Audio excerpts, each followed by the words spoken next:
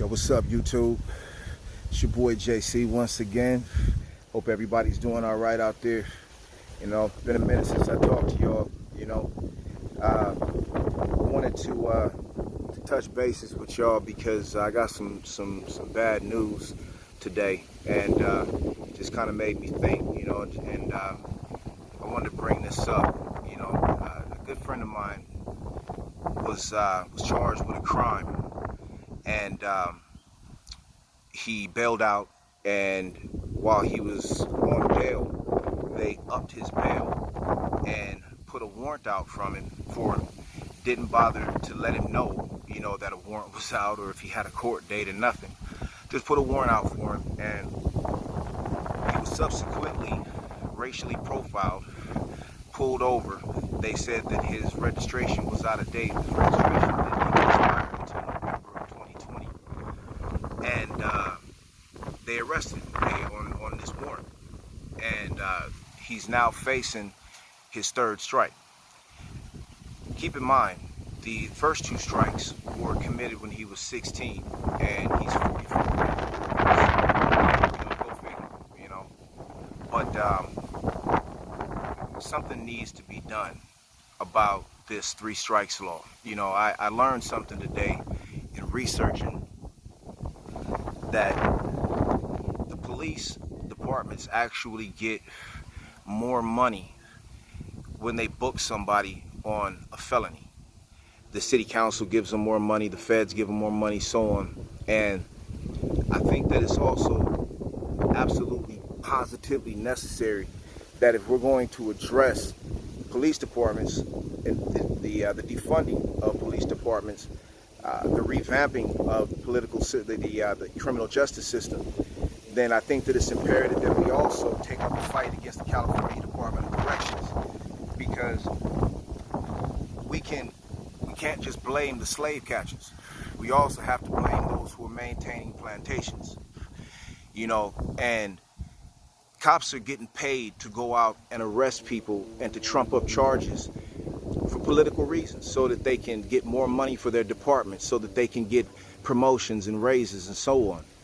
And in California particularly, the most powerful union is not nurses, it's not teachers, it's not doctors, it's not, you know, anybody of import. It's actually the CCPOA, which is the California Correctional Peace Officers Association. That is the strongest union in California, and this is the union of correctional officers, basically. So someone answered me this question: why is it that they have more prisons in California than they have universities? Because basically what they're saying to us is that they would much rather incarcerate us than to educate us. You know, they'd rather beat us than to feed us, you know. And if we don't do something regarding this neo-American slave trade, then nothing is ever going to change. If America's bread and butter is the prison system, and their only good is, I'm not even going to say good, but their only service is to incarcerate, then perhaps this is something that needs to be addressed on a much higher level. You know, I'm not even going to say perhaps, I'm going to say it's absolutely something that needs to be addressed on a much higher level.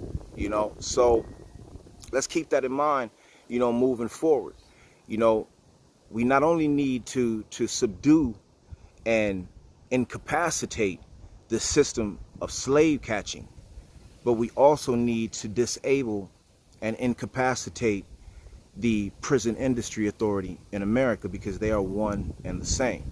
The slave catchers are out catching slaves for the slave owners, which are the private prisons and so on and so forth. So I'm just asking that, you know, I mean, I'm just a normal dude. You know, I don't have the wherewithal, I don't have the platform or the power to bring about such a drastic change, even though it needs to be brought about. So I ask those who are of import, those people who do have a platform, don't forget to look at the forest and not just the trees. That's a very, very important part. It's a very important dynamic to what it is that we're all trying to accomplish. See the forest and not just the trees. You can't knock off one leg. You can't just blind a person in one eye. They'll still be able to see out of the other. You cut off one hand, they become more proficient with the other. And this is the way of the snake, of the serpent, is how it is that they move. You know, so once again, you know, I just ask that anybody who sees this video, who has the wherewithal, who has the power, who has a voice, you know, much louder than mine, see the entire picture and cut down. You can't just cut down the tree. You need to pull it up by its roots. Otherwise, it's just going to grow back. So I hope everybody's doing well out there. God bless you. God bless your families, and I mean that from the bottom of my heart. Keep your heads up. Keep the knees off your neck. And we can't breathe, but we can all try to take a breath here and there together, you know. And I think this is going to be a huge part of that system. So thank you for watching. Go ahead and hit the like button.